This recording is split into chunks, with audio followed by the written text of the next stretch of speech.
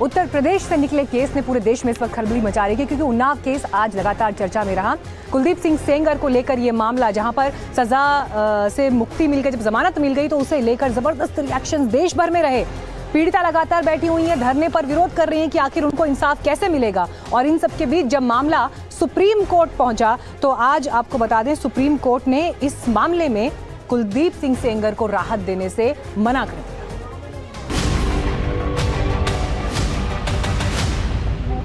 मुझे supreme court पे भरोसा है, रहेगा।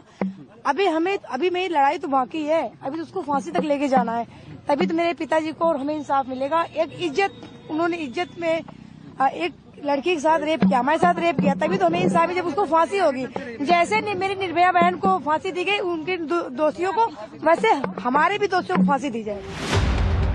हमारे भी दोषियों को फांसी दी जाए, ये कहना है उन्नाव केस की पीड़ित का। इसके पहले देश की सबसे बड़ी अदालत ने कहा कि उन्नाव रेप केस के आरोपी कुलदीप सेंगर को रिहा न किया जाए। इसी के साथ सुप्रीम कोर्ट ने सेंगर को नोटिस जारी करते हुए 4 हफ्ते में जवाब मांगा है। सुप्रीम कोर्ट ने हाई कोर्ट के उस आदेश पर रोक लगा दी है जिसमें कुलदीप सिंह सेंगर की उम्र कैद की सजा को सस्पेंड कर दिया गया था। सुप्रीम कोर्ट का बहुत धन्यवाद करी था। बच्चे के लिए आया है, मांग कर रहे हैं उनको फांसी, उनको सीधा फांसी होए। मेरे बच्चे भटक रहे, इनको सरकार देखे।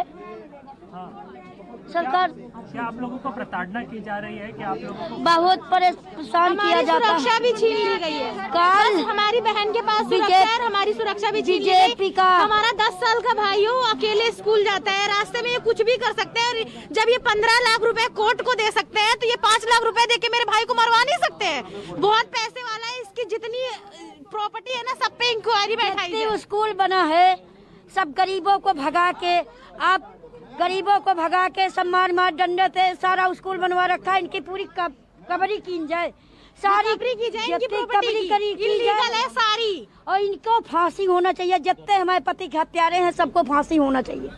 चाचा को झूठे झूठे मुकदमाओं में फंसा रखा है। तारीख पे हमारी बहन की झूठी आवाज AI द्वारा बना के फेसबुक पे डाली जा रही है। हम क्यों बोलेंगे? जो गलत है वो गलत है ना सर। झूठी रिकॉर्डिंग, झूठी AI द्वारा बनाई जा रही। आज की टेक्नोलॉजी इतनी आगे चली गई है, कुछ भी हो सकता है। AI के द्वारा हमारी आवाज कॉपी करके उनके हमारे अगेंस्ट बुलवा के ये बोला जा रहा है कि रेप नहीं किया। अगर रेप न किया होता तो प्रूफ होता, प्रूफ हुआ है तब उसको जेल हुई है। इस मामले की सुनवाई के दौरान CBI की तरफ से सॉलिसिटर जनरल तुषार मेहता ने कहा कि हाईकोर्ट ने गलत फैसला दिया है।